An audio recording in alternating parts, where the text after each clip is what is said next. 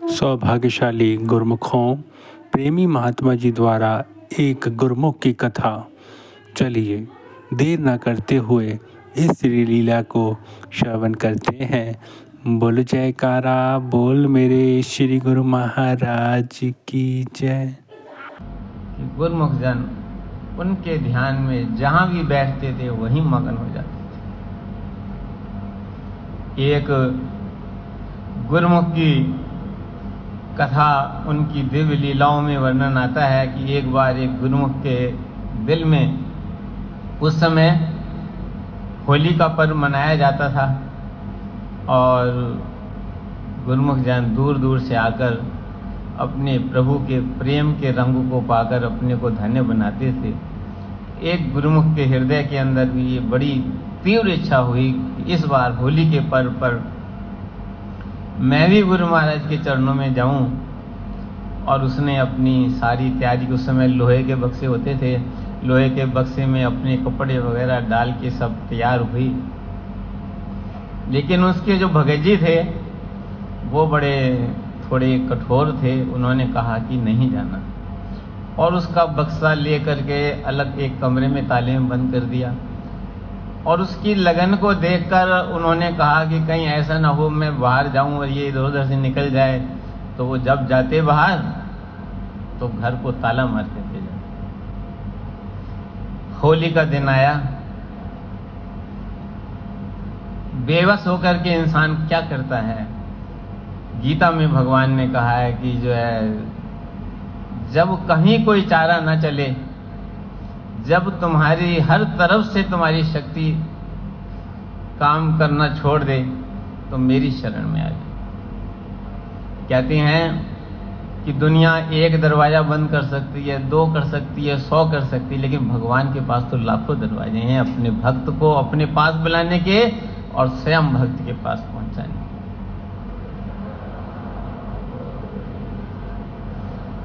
अब उसने क्या किया कि कोई चारा नहीं था तो गुरु महाराज को प्रार्थना की, गुरु महाराज जी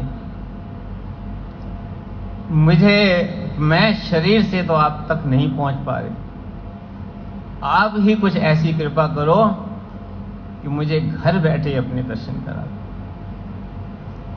वो ध्यान में बैठ गई। जो दर्शन यहां पर लीलाएं हो रही थीं, वही लीलाएं उसे अपनी आंखों से उसने वहां दर्शन करने लगी। जैसे हमने श्री श्री 108 श्री चतुर्थ पातशाही जी की महाराज की दिव्य लीलाओं में भी जीवन चरित्र में श्रवण किया है कि एक बार श्री श्री 108 श्री तृतीय पातशाही महाराज जी ने जन्माष्टमी के त्योहार पर उन्हें सेवा के कार्य के लिए जलंधर भेजा।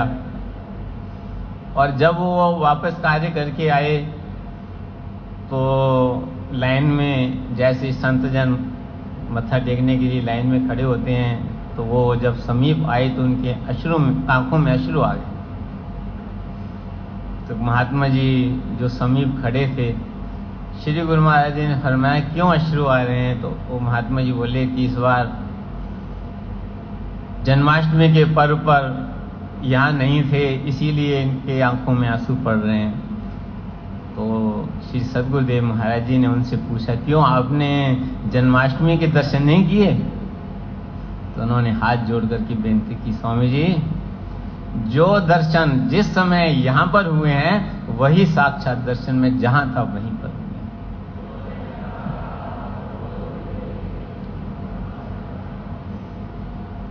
परम संत कबीर साहब जी कहते, लाख कोस जो गुरु बसे, दीजे सुरत पठाए, सुरत शब्द तुरी असवार हो, छिन छिन आवे जाए।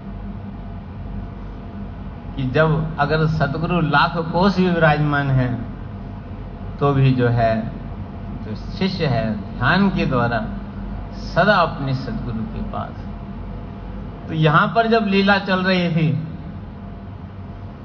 तो सब गुरुमुख जन श्री गुरु महाराज जी की लीला का आनंद ले रहे थे। श्री गुरु महाराज जी के कर कमलों में पिचकारी थी, सब गुरुमुखों पे डालते डालते बीच में एक बार एक तरफ डाल देते थे जहां कोई नहीं होता। सारे हैरान थे कि उधर तो कोई नहीं है, गुरु महाराज जी बार बार उधर क्यों पिचकारी डाल रहे हैं। और इधर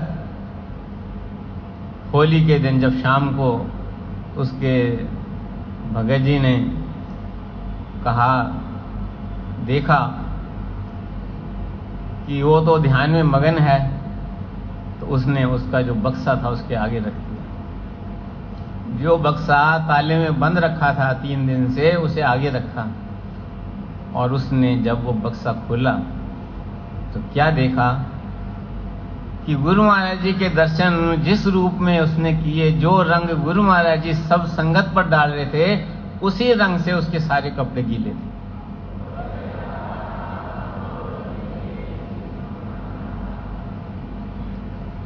उस बक्से में रंग के कपड़े जो है देखे हुए, जो है देख के जो भगत था, उसकी आंखों में भी आंसू आ गए। उसने कहा कि तेरी भक्ति को नमन है और गुरु महाराज को शत शत नमन है, जिन्होंने केवल तेरे को नहीं रंगा, तेरे कपड़ों को नहीं रंगा, मेरे मन को भी भक्ति के रंग में रंग दिया।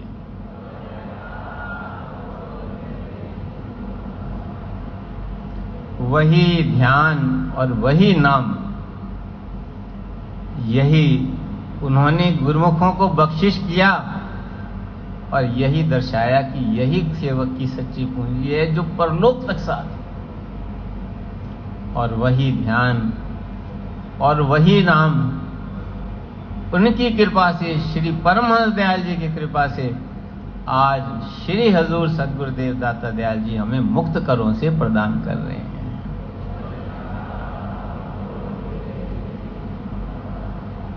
हर समय, हर पल, हर क्षण अपने पावन दर्शन से, अपने शुभ आशीर्वादों से, अपने अमृतमय वचनों से निहाल कर रहे हैं और हमें निरंतर ये प्रेरणा दे रहे हैं कि गुरुमुखों, ये अवसर अत्यंत दुर्लभ है। बड़े भागों से सत्पुरुषों की सत्संगत मिलती है और बड़े भागों से मनुष्य का जन्म सत्पुरुषों की संगत और श्री परमहंस दयाल जी का सेवक कहलाने का सौभाग्य प्राप्त होता है।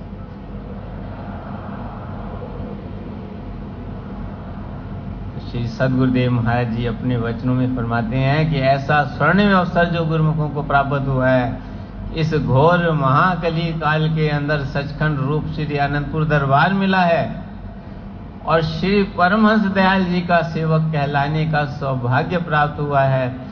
सत्पुरुषों से नाम की दात मिली है। महापुरुषों ने अपनी दयालुता का रूप धारण करके ऐसे भक्ति के सर्व साधन बना दिए, जैसे श्री परमहंस दयाल जी ने ये वचन फरमाए कि ये जीव अपने बल से पार नहीं होगा, नाम और भक्ति की कमाई और सतगुरु की दयालुता से पार होगा। तो वही नाम और भक्ति की दात भी दे रहे हैं और दयालुता करके हमें इस भव सागर से पार लगा रहे हैं। बोल जयकारा बोल मेरे श्री गुरु महाराज की जय, श्री परमहंस दयाल महाराज की जय। इस वीडियो को गुरुमुख जन तक अवश्य शेयर करें ताकि वह भी घर बैठे बैठे लाभ प्राप्त कर सकें। बोल जयकारा।